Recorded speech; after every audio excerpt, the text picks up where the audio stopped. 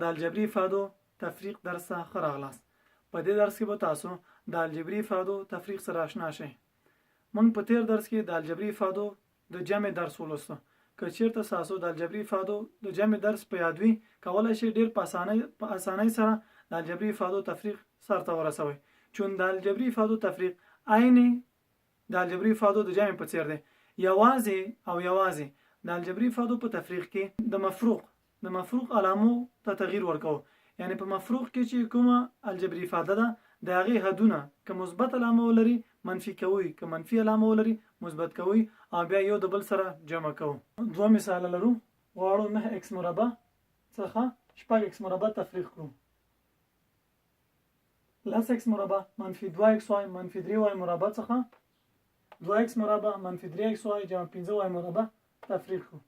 راځو د لومړۍ افادې څخه شروع کوو. 9x مربع څخه غواړو چې 6x مربع تفریق کړو. موږ مخکې ویلې هر حد چې علامه ونه لري علامه مثبت ده. په دې معنی چې پاس حد هم مثبت علامه لري، لاندې حد هم مثبت علامه لري. پاسنۍ افادې ته مفروق منه وایي، لاندنۍ افادې ته مفروق وایي. د الجبري افادو په تفریق کې موږ همیشه د مفروق علامې ته تغییر ورکوو. د مفروق علامه مثبت ده منفي کوي. پس دا علامه هم د منځه وړو. د الجبري افادو په تفریق کې توري په خپل حالت باندې لیکو. تورو سره کار نه لرو، حروف سره کار نه لرو، په خپل حالت باندې لیکو. یوازې د تفریق عملیه په عددي برخه باندې اجرا کوو. په دې معنی x مربع په خپل حالت باندې لاندې لیکو. 9 منفي 6 3. پس دا د دې دواړو افادو د منفي یا د تفریق نتیجه ده. دوهم مثال لرو. 10x مربع منفي 2xy منفي 3y مربع څخه 2x مربع منفي 3xy مثبت 15y مربع تفریق کوو. لومړی افاده په خپل حالت باندې لیکو. 10x مربع منفي 2xy منفي 3y مربع غواړو چې د دې څخه 2x مربع منفي 3xy مثبت 15y مربع تفریق کړو. په دې دواړو الجبري افادو کې مفروق منه او مفروق کوم یو دی؟ راځئ چې په نښه کړو. پورته افاده مفروق منه دی، لاندنۍ افاده مفروق دی. مونږ ویلې د الجبري افادو په تفریق کې د مفروق علامو ته تغییر ورکوو. که مثبت وي منفي کوي، که منفي مثبت کوي. راځئ چې همداسې وکړو. دا علامه د منځه وړو، دلته لیکو. هر حد چې علامه ونه لري مونږ یې علامه مثبت ده. د دې حد علامه مثبت ده، دوم حد منفي ده، دریم حد بیا مثبت ده. پس د مفروق علامو ته تغییر ورکوو. مثبت علامه په منفي تبدیلو، منفي په مثبت تبدیلو، مثبت بیا په منفي تبدیلو. پس له دې چې علامو ته مې تغییر ورکړې دواړه الجبري افادې سره جمع کوو. یعنې هغه د منفي علامه چې دلته وه په مثبت یې تبدیلو. 3x منفي 3y مربع جمع منفي 15y مربع. توري په خپل حالت باندې لیکو. مونږ ویل چې د الجبري افادو په جمع او تفریق کې د تورو سره کار نه لرو. د حدونو توري په خپل حالت راښکته کوو. یوازې د تفریق او جمع عملیه په تورو باندې په عددونو باندې اجرا کوو. منفي 3 جمع منفي 15 منفي 8. بیا هم توري په خپل حالت باندې xy منفي 2 جمع مثبت 3. پس د دې دواړو تفاضل څو دی؟ مثبت یو. یا داسې هم ویلی شو که د درېو نه دوه لاړ شي یو. بیا هم x مربع خدا مثبت راځي. البته هر کله که یو حد ضریب که د یو حد ضریب یو وي نه لیکو، که مخرج یو وي نه لیکو، که توان یو وي نه لیکو. پس دلته چې ضریب یو دی نه لیکو. مثبت xy مونږ پوهیږو چې مثبت ایکس واي یعنی یو ایکس واي. بیا هم د دې حد توري په خپل حالت راښکته کوم. ایکس مربع دی لس جمع منفي 2 لس جمع منفي 2 مثبت 8 چون دا لومړی حد دی که د لومړي حد علامه مثبت وي نه یې لیکو. کولی شو دا دوهم مثال په بله طریقه باندې هم حل کړو. په ځای د دې چې الجبري افادې یو د بل لاندې ولیکو څنګ په څنګ یې لیکو په دې شکل باندې لس ایکس مربع منفي 2 ایکس واي منفي 3 واي مربع غواړو د دې الجبري افادې څخه دا الجبري افاده تفریق کو. دا الجبري افاده منفي 2 ایکس مربع منفي 3 ایکس واي مثبت 15 واي مربع مفروق منه مفروق. الجبري افادو په تفریقي د مفروق علامو ته تغییر ورکوم. لس ایکس مربع په خپل حالت باندې لیکو منفي 2 ایکس واي منفي 3 مفروق منه افاده مو ټول په خپل حالت باندې ولیکله.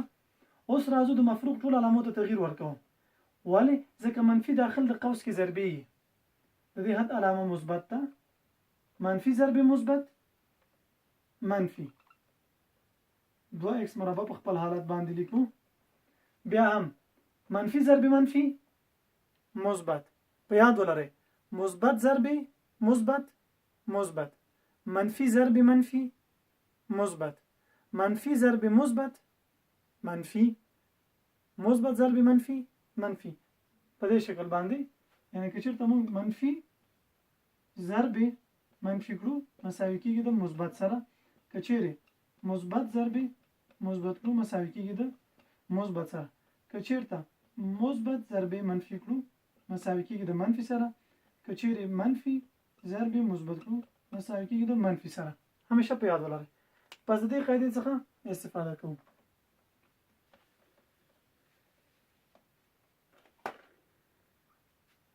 منفي ضرب منفي مثبت منفي ضرب مثبت البته وبخئ باید دا حد راښکته کړو منفي ضرب منفي مثبت 3 ایکس واي منفي ضرب مثبت منفي 15 واي مربع. اوس ګورو مشابه حدونه پیدا کوو. مشابه حدونه یو د بل سره جمع کوو. لس ایکس مربع داسې کوم حد شته چې په هغه کې ایکس مربع وجود ولري بالکل دا دی. پس دا دواړه یو بل سره جمع کوو. لس ایکس مربع جمع منفي 2 ایکس مربع 8 ایکس مربع. آیا داسې کوم بل حد شته چې په هغه کې ایکس واي وجود ولري بالکل دا دی. پس 3 ایکس واي منفي 2 ایکس واي مثبت ایکس واي. داسې ګورو بل داسې کوم حد لرو موږ چې په هغه کې واي مربع وجود ولري. هو واي مربع دلته هم شته دلته هم شته. پس دا دواړه حدونه سره مشابه دي. منفي 3 واي مربع منفي 15 واي مربع منفي 8 واي مربع. بیا هم مثال لرو 4 ایکس مربع واي منفي 3 اي بي مثبت 2 مربع منفي ایکس واي. د دې افادې څخه غواړو 2 اي بي منفي 3 مربع جمع 4 ایکس واي مثبت اي بي مربع منفي کړو. غواړو چې د دې الجبري افادې څخه دا الجبري افاده تفریق کو. پس دا الجبري افاده مفروق منه او دا الجبري افاده مفروق دی.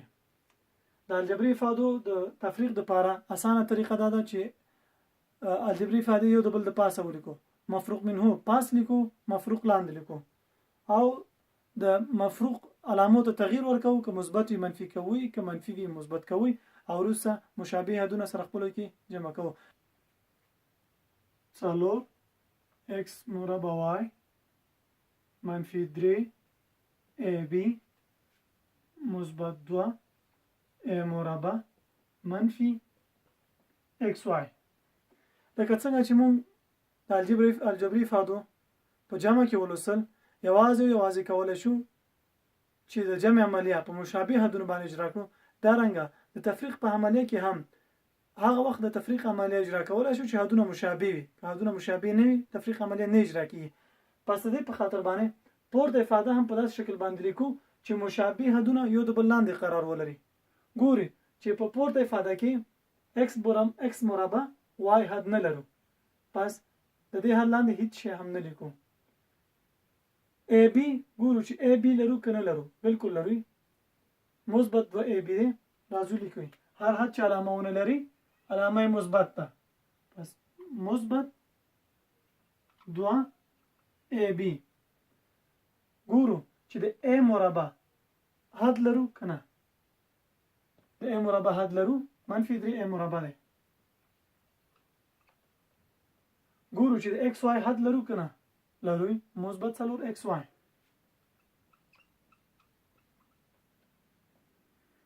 غواړو چې دا الجبري افاده د دې الجبري افادې څخه تفریق کوو. د الجبري افادو تفریق لپاره د مفروق علامو ته تغییر ورکوو، که مثبت وي منفي کوئ، که منفي مثبت کوئ.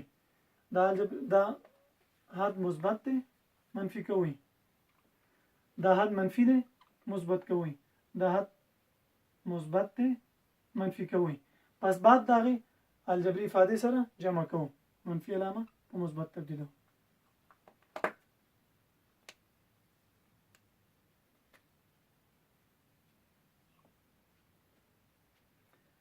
د الجبري افادو په جمع او تفریق کې موږ وویل چې د حروفو سره تورو سره کار نه لرو، په خپل حالت یې راښکته کوو.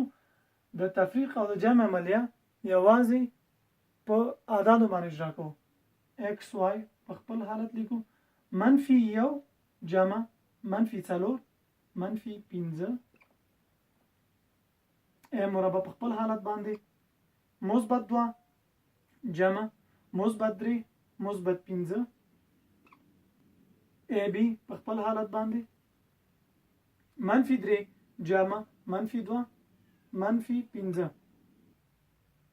د حد لاندې مفروق وجود نه لري، د مفروق حد وجود نه لري، په خپل حالت باندې لیکو 4x مربع y. پس دا د پورته الجبري افادې حل دی.